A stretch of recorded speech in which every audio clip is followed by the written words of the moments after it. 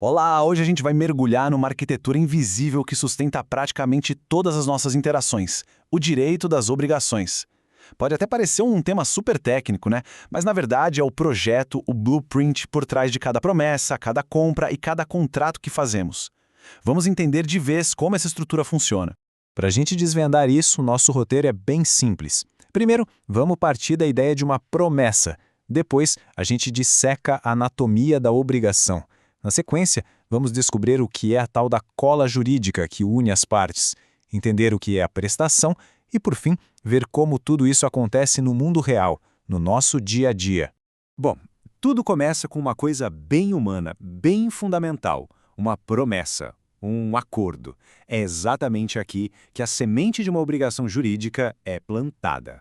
É só parar para pensar. Nossa vida, tanto social quanto econômica, é uma verdadeira teia de acordos. Sabe?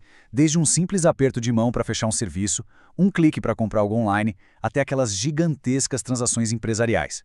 No fundo, tudo se baseia em promessas que as pessoas fazem umas às outras. E aqui chegamos na grande pergunta que a gente vai responder hoje. Qual é o pulo do gato? O que faz com que uma simples promessa ganhe a força da lei, se transforme numa obrigação que pode ser exigida, cobrada? O que dá essa força toda a um acordo? Para responder isso, a gente precisa dar uma de cientista e analisar a obrigação como se ele estivesse num laboratório. Vamos descobrir que toda obrigação é composta por 3 elementos que são essenciais. E olha, isso aqui é fundamental. A gente não está falando de um cantinho esquecido do direito, não. Essa disciplina é o alicerce para contratos, direito do consumidor, direito empresarial, basicamente quase tudo que envolve patrimônio. É a viga mestra do nosso sistema privado. E aqui está o nosso mapa, a estrutura que se repete sempre em todo lugar. Toda obrigação jurídica tem sujeitos, ou seja, um credor e um devedor, um objeto, que a gente chama de prestação, e um vínculo jurídico, o elo que conecta tudo. Essa tríade, esses 3 elementos, são a chave para entender qualquer obrigação. Agora, vamos dar uma olhada na definição mais clássica, de livro mesmo. Ela diz que a obrigação é uma relação jurídica de caráter transitório. Essa palavra é importantíssima. Significa que a obrigação nasce para ser cumprida e depois morrer, se extinguir. Ela conecta um devedor a um credor. E o centro de tudo isso é uma prestação que tem valor econômico. Certo. Então vamos focar agora no elemento mais abstrato, mas talvez o mais poderoso de todos, o vínculo jurídico. Afinal, o que é essa conexão invisível que dá força para uma promessa? A definição técnica é bem precisa, né? É a ligação que dá ao credor o poder de exigir e que impõe ao devedor o dever de cumprir. É bem aqui que mora a força da obrigação, a possibilidade dela ser imposta. Para a gente visualizar isso melhor, vamos pensar no vínculo como uma cola jurídica. A gente não vê, mas ela é extremamente forte e mantém o credor e o devedor, digamos, colados um ao outro até que a obrigação seja cumprida. É essa cola que impede que uma das partes simplesmente resolva desistir do combinado. Essa imagem aqui ilustra a ideia perfeitamente. O aperto de mão, um contrato assinado, tudo isso são as manifestações visíveis daquela cola invisível. Eles materializam essa dinâmica de poder de um lado e dever do outro, que é a essência de toda a relação obrigacional.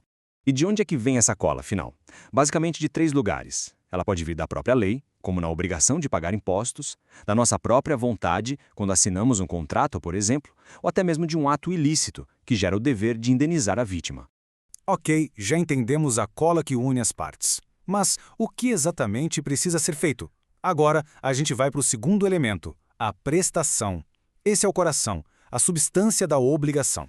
Se o vínculo jurídico é a nossa cola, a prestação é o pacote a ser entregue.